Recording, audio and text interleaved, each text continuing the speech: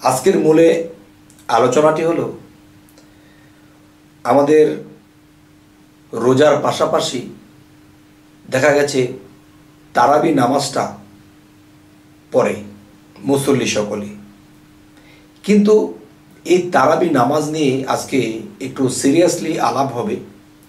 তবে আমি বুঝবো যারা আধ্যাত্মিক সাধক বা আধ্যাত্মিক বা আল্লাহর রুহানি জগতের সাধনা করে তারা এই আলোচনাটি খুব সুন্দর মনে নেবে, আর যারা শুধু মুসল্লি তারা হয়তো কারো ভালো লাগবে, কারো ভালো লাগবে না।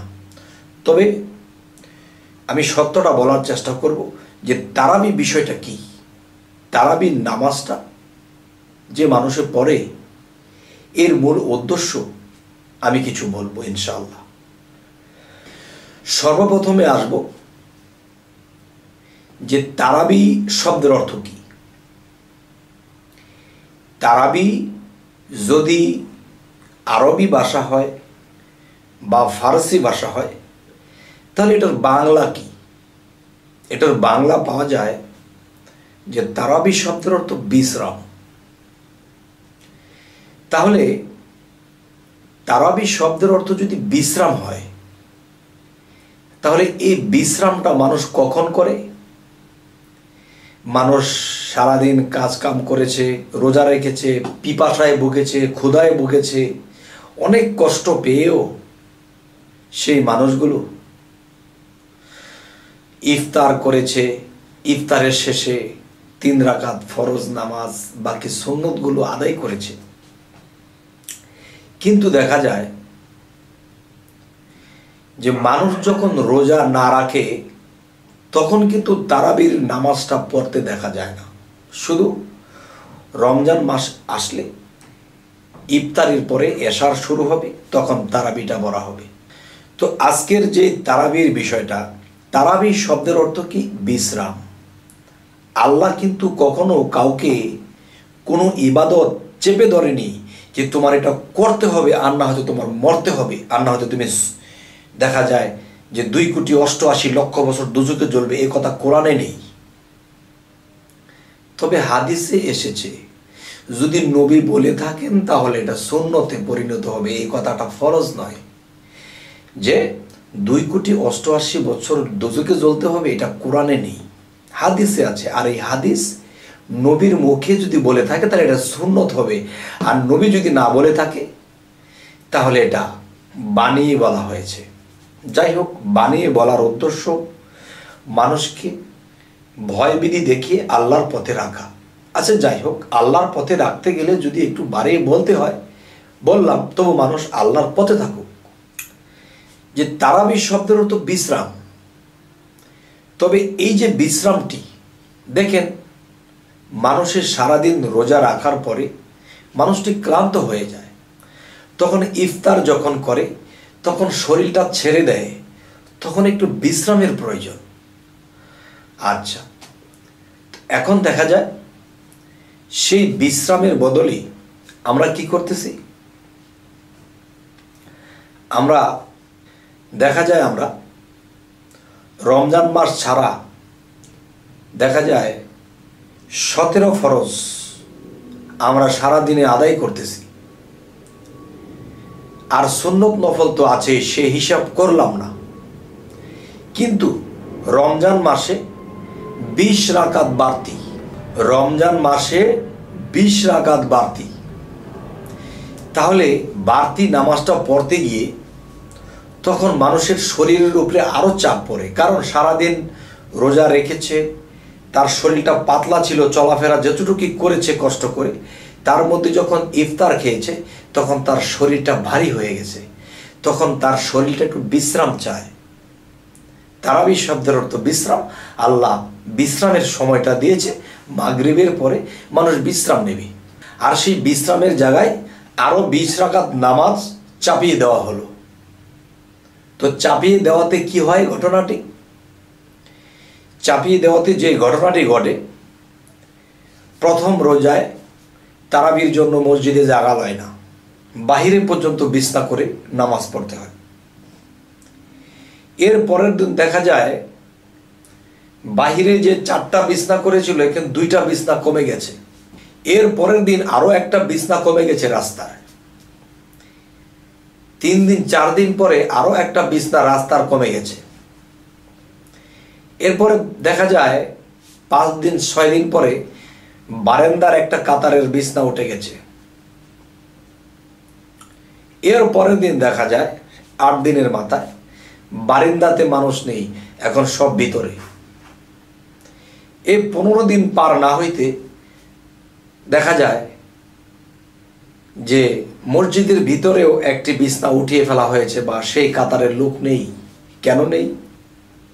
মানুষ দিন দিন রোজা রাখে, আর মানুষের ক্লান্ত বেড়ে আসে, শরীর দুর্বল হয়ে আসে।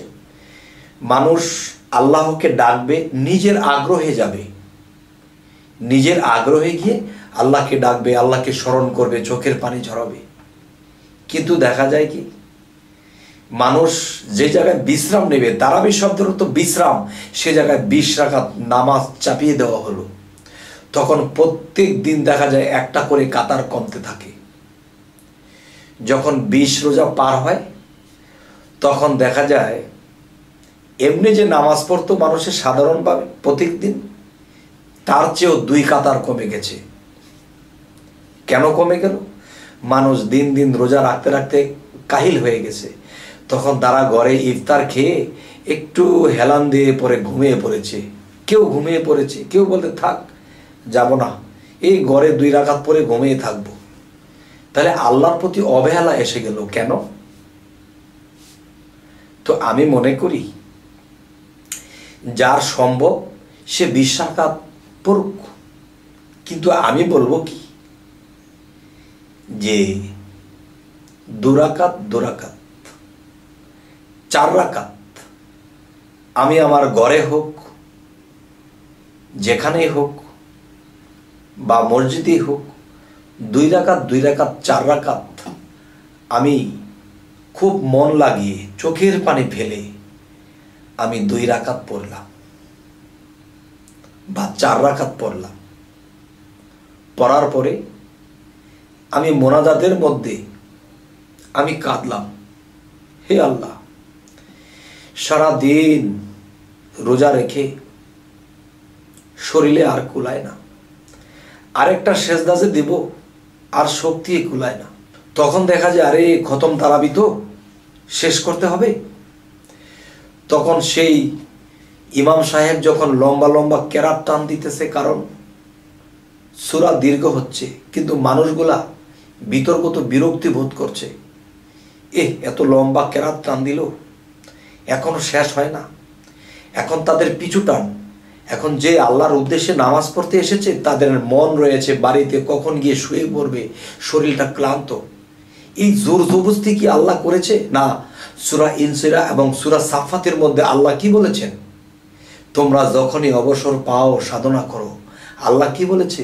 সারাদিন ঘর সংসারের কাজ করতে হয়, যখনই অবসর পাও সাধনা করো। আর এখানে তারাবি চাপিয়ে দেওয়া হলো। আর আমি মনে করি 4 রাকাত অতিরিক্ত 8 রাকাত মুসল্লিদের জন্য, সাধকদের জন্য আমি এটা বলছি না, সাধকদের নামাজ আছে। যাই হোক,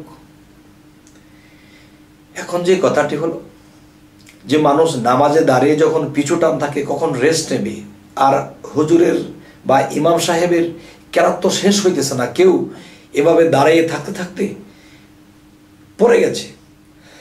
তো এই নামাজটা মানুষের কাছে জুলুম হয়ে যায়।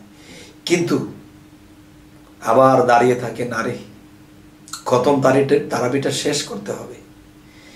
তাহলে তারাবির খতমটা শেষ করতে হবে, এটা কিন্তু মূল উদ্দেশ্য না। উদ্দেশ্য আল্লাহকে সন্তুষ্ট করা। কিন্তু আমার ভিতরে অসন্তুষ্টিতে ভরা এই নামাজ পড়তে গিয়ে আমার মন মসজিদে নেই, আবার 4টে খাবো, আবার ঘুমাবো, শরীর দুর্বল, কালকে আবার কাজে বের হতে হবে, এই পিছু টান দিয়ে যখন নামাজ পড়বে তার ইহকাল পরকাল সব গেছে। তাই বলি কি, মন লাগিয়ে 2 রাকাত পড়ো, মন লাগিয়ে 4 রাকাত পড়ো, এরপরে মোনাজাত করো যে আল্লাহ যতটুকু পড়েছি বাকি মাফ করো। তাহলে 2-4 রাকাত যদি কেউ ডুব দিয়ে পড়তে পারে, চোখের পানি পড়তে পারে, তখন এটাই আল্লাহ খুশি হবে। আর 20 রাকাত পড়তে যাইয়া কি হলো অবস্থা? দিন দিন মসজিদের কাতার কমে গেল, এবং আমি মসজিদে এসে আমার মন টিকছে না, কখন আমি রেস্ট করব, ঘুমাবো। যাই হোক, আজকের মূলে যে কথাটি হলো, তারাবি শব্দের অর্থ কি? তারাবি শব্দের অর্থই হলো বিশ্রাম করা। কিন্তু সারাদিনে 5 ওয়াক্তে যে কয় রাকাত নামাজ পড়া হয়, এর থেকে 20 রাকাত বেশি পড়তে হয়। তাহলে বিশ্রাম কোথায়? এটা দেখছি নিজের সাথে অত্যাচারই করছি। তার চেয়ে ভালো 2 রাকাত 4 রাকাত অতিরিক্ত 8 রাকাত শেষ করে মোনাজাত করে চোখের পানি ফেলে আমি ঘুমাবো। আমি সকালে আবার আমার অফিস আছে, কাজ আছে, ব্যবসা আছে। তখন 2 রাকাত কিন্তু মানুষ, 4 রাকাত কিন্তু মানুষ ডুবে পড়তে পারছে। আর যখন জোর করে দাঁড়াইছে আর বলতেছে ইমাম সাহেবের সূরা শেষ হইতেছে না, আহারে কখন সালাম ফিরাবে, মোনাজাত রেখেই চলে যাবে। তাহলে মন রাখাইছি বাড়িতে, আমি আর যে মসজিদে, মন তো আমার মসজিদে নেই। এই ইবাদতে আল্লাহ কখনো সন্তুষ্ট নয়, আরো আল্লাহ অসন্তুষ্ট হয়। যাই হোক, আজকের শেষমেশ যে ফয়সালাটা দেব সেটি হল যে অবশ্যই আমাদের রোজার শেষে, ইফতার শেষে আমাদের বিশ্রাম করতে হবে। এরপরে আমার মনে শক্তি যতটুকু কুলায় আমি অতটুকু করব, এর বেশি করব না। মূলতই এই নামাজটি তারাবির নামাজ। তার মানে তারাবির নামাজ কি করে হলো? এটা তো বিশ্রাম। তারাবি শব্দের তো বিশ্রাম। এখানে বিশ্রামটা কোথায়? জানি না হে জগতবাসী, আমার এই আলোচনাটি কে কোন মনে নেবেন।